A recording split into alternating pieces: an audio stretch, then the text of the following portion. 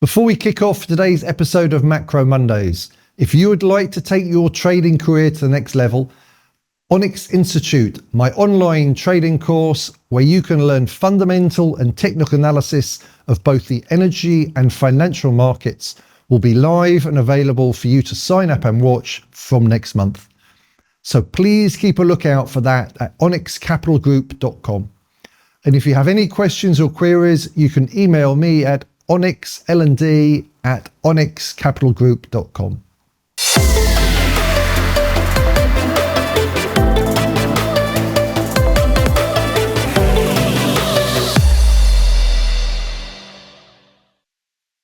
Hello and welcome to another episode of Macro Mondays. My name's James Brodie. I'm Head of Learning Development here at Onyx Capital Group. And I'm James Todd, Direct Trader here at Onyx Commodities, giving you insight from our trading floor. Huge moves in the markets this morning. Firstly, on news of a de-escalation in the China-US tariff negotiations. And secondly, with news that Trump's going to reduce US drug prices by 59%. Gold's plummeted down currently 3.4%. And the dollar's surging much higher. We've seen equities supported and they're breaking their resistance levels of recent times. And similarly, Brent has found new support on the back of this headline news. So firstly, news out of Switzerland this morning. They announced that US is going to cut tariffs on Chinese goods to 30% from 145%. And China's going to lower tariffs on US goods to 10% from 125%. These are both for 90 days. But what we've seen this morning, I've said gold is down 3.4%. Brent has jumped 2.4%. The S&P's up 3% and going to open above key 200-day moving average level. Nasdaq's up 3.9%. Two-year yields up 11%. Dollar yen is up 2.2% and the euro dollar down 1.5%. So pretty huge moves to open the week. And you can see from the chart here, this is a daily chart of gold. We mentioned last week a possible double top in place, even though we prefer to have a core position long when it started to move higher. Well, it hasn't started to move higher at all. And on today's news, it's testing the lows 3,200 as we speak. It looks like it's going to try and break through today. Yeah, I mean, to start things off, looking at the headline and the sort of Mexican standoff that we've seen between China and the US and the tit for tat tariffs, it's quite nice to see that sort of perhaps coming to an end. But it does look as though the US's bluff has been called somewhat here. And just on gold itself, you know, it's one of these things where my immediate interpretation of these headlines is what a load of hot air. You know, we've seen Trump bigging himself up for months at a time now, talking about how important tariffs are going to be for the US economy. To see this taking a back seat and stepping back, it doesn't necessarily change my confidence or view on the US economy in particular. I still worry that, you know, we might see inflation and recessionary pressures. And as a result, I do quite like gold. But this is where the tradecraft becomes very important because it looks as though we're going to be breaching this lower resistance point here, doesn't it? Absolutely. And also the fact that the market's being played in many ways here because the 30% tariff, well, that's a 10% tariff plus 20% fentanyl tariff. But that's on top of that, there's still a 20% Biden tariff. So actually US tariffs are going to be 50%. And it's still a long way from what they were on Liberation Day. And what I find very interesting, if you look at the equity markets, we'll come to the chart shortly. Equities are going to be opening, as I say, they're going to surge higher. They're going to be well above where they were on Liberation Day. But euro dollar has a long way to go still. Gold, Liberation Day was just under 3,100.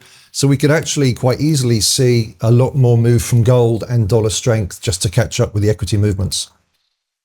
Also, Tariff had said, and back to that actually, the other point is last thing Trump said on Friday was he was talking about 80% tariffs. So this, the market sees this as good news from what was last said, but we're certainly not going back to where we were pre-Liberation Day. Trump had also said tariffs were supposed to be a revenue generator. He keeps reducing, de-escalating the level of the tariffs. And how do we get tax cuts paid for now if it's not coming from the tariffs, which he'd said all along? So a few thoughts to bounce around there. What we've also seen is US yields jump on the tariff news. The 2 years up 11 basis points. The 10-year here is up 7 basis points. It's a pretty messy chart, but the problem is right now it is trending higher. Besant came out last week and said US debt is on an unsustainable trajectory. He's made it clear he wants 10-year yields lower, but what we're seeing now with this relief rally in risk is yields higher. Yeah, I mean, if you're looking at resolving debts, you ultimately do want more revenue, and perhaps if you were to get more, I mean, I don't think it's a long-term solution in terms of managing the whole macroeconomy, but foregoing any tariff revenue to sort of pay down the debt, it's pretty contradictory to what they need to be doing and what they said they would be doing. For sure. Also this morning, we've seen the dollar surging. Euro has broken a key 112.70 level. And on the back of that, also dollar strength. We had some stronger ISM data last week. We'll come to that in a few slides' time. But also we had the FOMC last week, not as dovish as the market suggested or expected, with Fed President Powell saying they were going to wait and see. He said wait and see 12 times. He said wait another 13 times.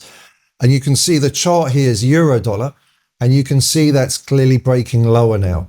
Again, last few weeks since Liberation Day, euro was seen more of a safe haven than the dollar. And again, it may just be positioning that we're seeing with this washout. With the data last week in the US, stronger than expected ISM services data came in at 52.3, which is, again, good expansion. It was 50.5 the prior month. Big problem for the Fed, though, here. Prices paid jumped to 65.1, highest level since 2023. Something else we discussed last week is that the soft data, particularly the regional Fed surveys, have been coming in much weaker. But as you can see from the chart here, the hard data, particularly ISM and employment, is coming out stronger than expected. This is something Goldman Sachs has highlighted, that typically hard data takes longer to roll over than the soft data.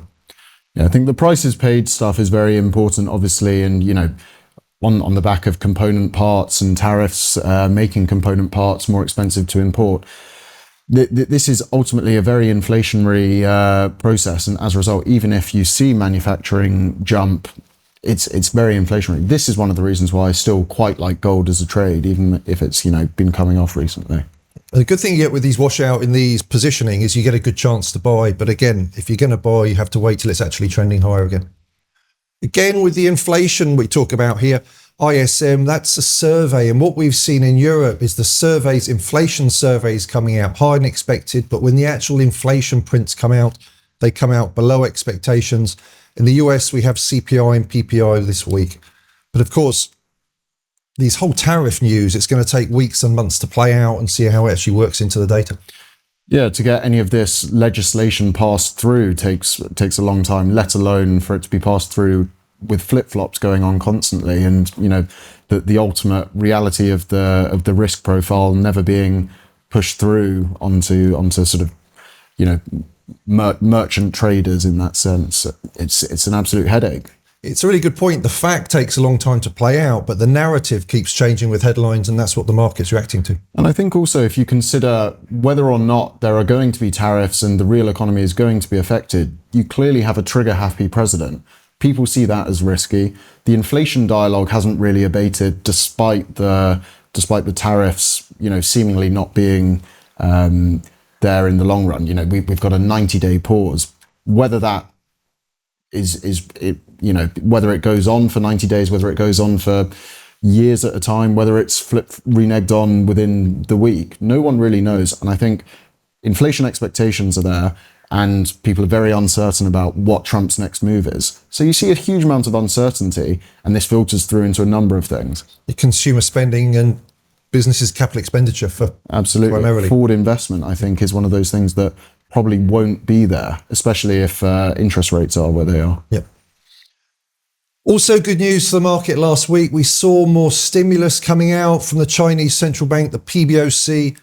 They cut reserve requirements 0.5%. They've also cut the reserve repo 1.4% and structural tools rate by 0.25%. Chart here, actually, this is the dollar yen. So back to an overall sort of tariff picture, but you can see we kept highlighting that key 140 level, and now you can see clearly the market's trending up. It's a good time to be long the dollar at the moment. Shorts are getting crushed. And that's a key point. Positioning unwind, the long golds are getting crushed, the short dollars are getting crushed, and long bonds are getting hit here as well. Brent's jumped this morning on the tariff news. You can see from the chart, though, it's still below the key 69 support level or resistance level now that we've been discussing for several months. Yeah, absolutely. You know, $69 was the previous low that was broken through to the downside when we saw Liberation Day coming in. And so we saw support in Brent this morning on the news of this abatement of the tariffs. I suppose a lot of that is managed money, etc., having a more bullish picture on global macro, etc. But it's not sort of at danger, at risk of breaking out to the upside here. You still have some deflationary pressures. You know, OPEC supply being bolstered is keeping a lid on Brent ultimately. And there are other potential risk premium headlines that could be bullish, but we're not necessarily seeing them flare up at the moment. So Russia-Ukraine peace talks aren't necessarily sort of going one way or the other. There's not a clear picture there. A US-Iranian nuclear deal, it sort of seems to be one step forward, one step back, and it's not clearly going in either direction. So I wouldn't be surprised if we stay in this sort of $60 to $69 range. And it's ultimately a very wide range. So you're probably not going to be seeing people putting on short-term positions to make a lot of money, because we're in a high volatile, albeit range-bound market at the moment in terms of Brent. And the more you get this chopping, we're going to have people less determined to put big positions on. Definitely. And, you know, from the fundamental perspective, I'm sure that a number of viewers will be interested in, you know, putting on prop trades as they can always do via Onyx Markets. And from a fundamental perspective, you can look at things and think, oh, well, I still maintain that, you know, gasoline consumption or petrochemical consumption from plastics, etc., is going to remain strong. And therefore, I suppose that there should be derived demand for Brent. But because you're, you know, at the moment, still seeing a lot of managed money putting positions on, and the sort of fund types looking to enter trades, you know, you can hear a lot of noise, and algorithms in particular do a lot of this. As people get washed out, as the market is increasingly unpredictable, it might be a better opportunity for people to put trades on in due course as volatility, you know, somewhat exits the market.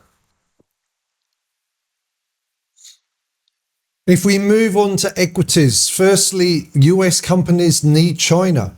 As Apollo's Thorsten Stock came out last week, said US companies made $1.2 trillion in revenue selling to Chinese companies. So the bottom line is that if the US has to decouple completely from China, it would result in significant decline in earnings from S&P companies. You can see that from the chart. The companies are desperate to keep in with China, and you can also, from the next chart, see huge capital inflows into the US since 2020.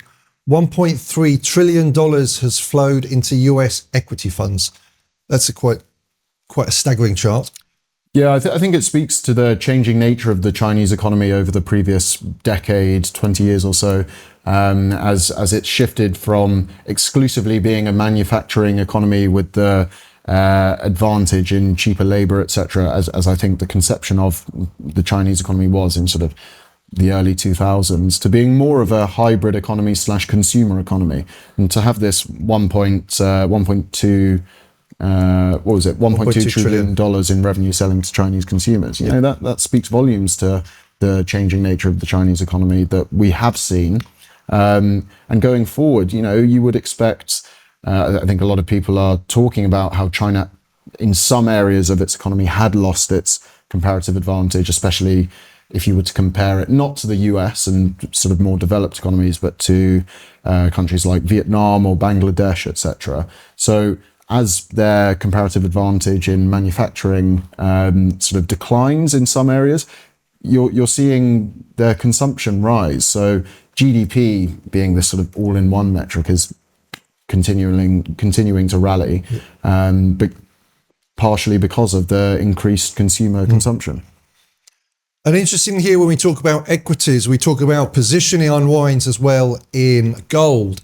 If we look at more detail in the equities, and we've looked at this over the last few weeks, hedge funds are shorting of the US-listed ETFs has now hit a record high in April. So institutional investors have rarely been this bearish on stocks, even surpassed levels during 2020 market crash. Meanwhile, retail investors bought the most equities in history. My point here is, while hedge funds are short, what's happening today, we're going to get a huge surge, and you're going to see a lot of force covering of shorts, which is going to drive the market. Push things higher, yeah. Again, a chart here, Bank of America Securities highlighting that buying of US equities from retail traders, they've been buying for 21 weeks straight, the longest buying streak ever. And the problem is here, the S&P, this is the futures market trading this morning. The S&P E-mini futures, the market's going to open above the key 200-day moving average, which a lot of Americans, you'll see it on all the TV shows, that's a key resistance support level. It's going to open higher, so those shorts are going to get forced to cover. And in this case, the retail traders that have been long and just getting longer are going to be winning, where the hedge funds are going to be forced to cover their shorts. A question though, quite often we talk about, prices having to settle above a key resistance level rather than necessarily just opening above that. Do you think that people would pay more attention to it and you'd see even more inflows if it were to end the day higher? Or is this opening above that resistance level, enough of a warning sign? A really good point. Typically, you'd want to see a close above the 200-day moving average, but I can't see, again, we could see a long wick above selling off when the US equity market opens, but I kind of think at the moment we're going to see force covering, which is going to push it higher. Cool. There's already a double top there, or triple top even, at 6,150. Again, we've highlighted the last few weeks how I think this market's expensive. We had Paul Tudor-Jones coming out last week saying, without a clear resolution with China, he could see this revisiting the lows. The market certainly doesn't care what I think, and it's clearly trending higher at these levels. I could see it trying to target 6,150, but we definitely see a lot of selling coming in as we get towards that level. Yeah, and I think it speaks to this idea of, if you have a view and want to express it, that's all well and good, but choosing your entry time is so important. So similarly to how now might not be the right time to buy gold as it looks to trend down, this might not be the right time to sell the S&P as it seems to be trending up. So you need to sort of be forward-looking if you're looking to maximize your P&L from these trades. Yeah, and again on here, the chart, the yellow line, 8-day moving average, it's a fairly crude way of kind of mimicking what the CTA's trend following algorithms will be doing, but you can see it's clearly been going one way for a few weeks now. Onto a bit of different news here. Air travel in the US falling sharply in March, 500,000 fewer passengers. Point here is, anecdotally, we can see the data saying that the economy is slowing. What I'm seeing of stays in Las Vegas, for instance, that's coming down aggressively. So anecdotal evidence, as well as the regional Fed surveys, that the economy is under pressure. Yeah, I quite like these conversations and these charts that we bring up every week, because they're almost popping the hood on the car of the US economy. And it might, if you read the headlines and see S&P rallying, etc., you might think, oh, cool, it's a nice Porsche that we've got, but it might be, Mazda MX-5 underneath there. And, And the good point with this, it's fact. It's a bit like the price action. Price action is fact, rather than narrative that you can get from TV shows and social media. Last week, and again, this is last week, and that's a very long time ago with this morning's news, but last week we saw huge buying of Asian FX, selling dollars. Taiwanese dollar, we saw a 17 standard deviation move. You can see from the chart here. But Taiwan, Hong Kong, South Korea, Singapore, their currencies were particularly strong last week with buying against US dollar selling.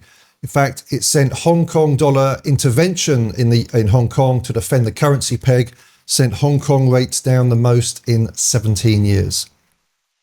JP Morgan as well announced last week it's turned overweight on emerging market Asia currencies. Again, longer term view, short term price action today is US dollar strength. Again, news on shipping. Shipping's plummeted due to tariff uncertainty. LA imports are expected to fall 35% over the next 2 weeks. Again, this is fact. We don't know how quickly the impact will be on shipping. With the news that's come out, we do have an interesting slide in 2 slides' time. You can see here another chart here, container bookings from China to the US falling sharply. But has it started to rebound? As we look at the number of container ships sailing from China to the US, well, absolutely, we're expecting less containers to arrive in 2 weeks' time, but we are starting to see more container ships beginning to move from China to US. It's a tricky one to sort of justify, though, in my opinion, because if we are citing tariffs as being, and tariff uncertainty as being one of the leading causes for this fall off in shipping containers, which I believe it to be the case, I'm not sure that uncertainty necessarily disappears immediately. So even if there is a slight uptick, I think it probably won't be as high, especially as high as it was pre-inauguration, where people were, forward purchasing so many goods, etc., in order to mitigate anything. So I think it ought not to go back to those levels, let alone sort of ceteris paribus 2024 this time last year levels. What I haven't included in here, but I've seen over the weekend, is charts of China's shipping to other countries. And they've almost front run the tariffs and Liberation Day. So you see China container ships going to other countries has gone up dramatically. So it looks like, again, the end loser here could be the US. Other significant news last week, Canadian unemployment jumped to 6.9%, the highest level since 2021. Again, you can see from the chart, it's clearly going uphill. Canada's youth unemployment rate now stands at 13.7%. So this is certainly a concerning trend for the Canadian Central Bank. Very worrying. An unusual vote from the Bank of England as well. They cut 25 basis points last week. There was a 5-4 split, but 2 of the members went for unchanged, while 2 went for a 50 basis point cut. And the remainder went for 25. So effectively a 3-way split, which is pretty unusual from the central bank. And what they did as well, they surprised the markets. They projected weaker inflation and stronger growth, which is not what the market's been talking about. The market's been talking about higher inflation, lower growth. Again, Dingra and Taylor voted for 50 basis point cut, but Mann and Pill voting unchanged. And onto European equities, the DAX makes a new all-time high. In the support, the previous high, there was a double top. It's broken through that. So again, this is a key breakout strategy, typically used by turtle traders, amongst others. Darvas, common trading strategy, buying the breakout, which now becomes support, 23,475. Again, it was 4 or 5 months ago, we were talking about how weak the German economy was. We've had this 500 billion euro stimulus coming in, and it wants to go up. Yeah, and if you're looking at things, 3 of the key bits of information that we brought this week, S&P rallying, DAX rallying, but euro dollar coming off. I guess all of this, really points to the strongest part of this macro curve being the S&P, because if equities are going up in sort of both regions, but you're seeing this currency flip, it's pointing to US strength, etc., in the underlying economy. You do see some noise, obviously, within that, but yeah, it's talking about this uptrend in the S&P, and I guess it probably shows that there is a good amount of sentiment supporting that, regardless of what you believe about the underlying economy. My big question comes though with this move in the euro lower is how long term is that move? Personally, I think it's going to be fairly short term, a relief rally in the dollar of maybe a week or 2 weeks and a clear out of positioning. The same with gold. But again, the big question is how long does this trend and last? Yet again, it's all about entry and exits, and when is the momentum going to flip? Because this is all pointing to the momentum going against you if you were looking to get short DAX. Absolutely. The telltale will be momentum indicators like RSI, and then of course the price action. Bitcoin, we haven't touched about crypto, haven't talked on crypto for a while. Bitcoin's stalling this morning at $105,000. You can see very near the previous highs. There were long wicks on those previous highs, so clear level of selling at these levels. The sort of panic in the market, there's been a bit of relief, so I'd expect to see a bit more of a sell-off in the short term. What's probably more interesting here is Ethereum used to be the sort of darling for crypto investors. It's been really unloved in the last few months, but Ethereum has jumped 40% in the last 3 days. That's a staggering move. It's a big move, yeah. And again, we've discussed this before. That's the move that the retail traders are after. They're not interested in gold if it's going up, it's small 1%, amounts, 2% a month. They want these big moves. Yeah. So central bank pricing for the year ahead. Well, the market's now expecting 79 basis points of cuts from the Federal Reserve. Interestingly, only 3 basis points of cuts in June. So the market's saying no move there. And July is priced at 12.5 basis points. So the market's saying 50-50 whether they go in June or not. But the way the market's trending, yields are going high. The market's saying that's less and less likely. ECB, 49 basis points of cuts in the next year. 22 priced in June. So the market's looking for a move imminently. Bank of England, 62 basis points of cuts over the next year. Couple of interesting other points here. Swiss, in a year's time, the market's expecting Swiss base rate to be negative, minus 0.14 basis points, 14 basis points. The other interesting thing I noticed, firstly, ECB, the market's pricing in the base rate will be 1.66% in a year's time, whereas US will be 3.14% and Bank of England UK 3.59. So big divergence there between European rates in 1 year and US and UK. The other one, there's a big divergence, Australia and New Zealand. New Zealand would typically have high rates, but in a year's time, the market's expecting Aussie rates at 3.17, New Zealand rates at 2.81. So New Zealand rates lower. We've also seen the Japanese yield surging this morning. The 40-year yield is the highest level in 2 decades. The market's pricing BOJ to hike 18 basis points the next year, up to 65 being their rate in 1 year's time. One chart to finish with, Tesla shares. They're trending higher, and they've also jumped this morning up 8% in pre-market. Basically, riding this morning the US-China optimism.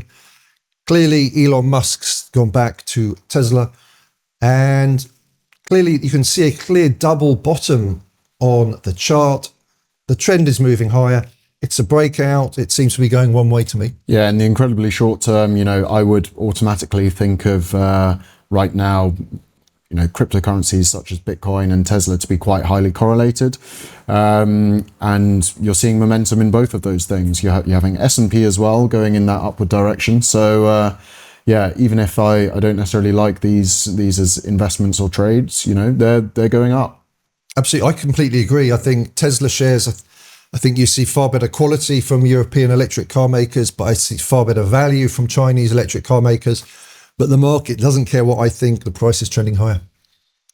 One other point we've barely touched on, I mentioned at the beginning, Donald Trump's announced that drug prices in the US are going to be cut by 59%. How's that going to impact the market? Well, I think pharmaceutical companies and biotech stocks are going to get hit pretty hard today. So it's going to be a pretty wild ride on the open in an hour and a half's time. Yeah, indeed. But keeping an eye on all of it.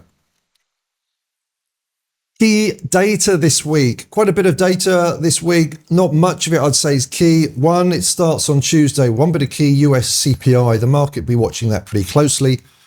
Australian and German consumer confidence and UK employment. On Wednesday, German inflation. Thursday, US PPI. Retail sales. Bank of America come in expecting US retail sales to fall 0.5 basis points. Philly Fed survey, what's seen as a key regional survey because it's such a big manufacturing hub. Fed Chair Powell's due to speak. We also have Aussie employment, UK industrial production, and French inflation. Then to cap it off, Friday, Japanese GDP and Michigan consumer confidence. Don't forget, you can see our daily updates on LinkedIn, on Onyx Institute. You can also read there about the L&D, learning and development that we're doing and offering to clients. We do have training coming up next week in Singapore and in July in London, as well as visiting clients there face-to-face and online webinars. Busy week ahead. Keep an eye on the headlines. There's going to be lots of volatility. Good luck and thank you very much for joining us. Thank you.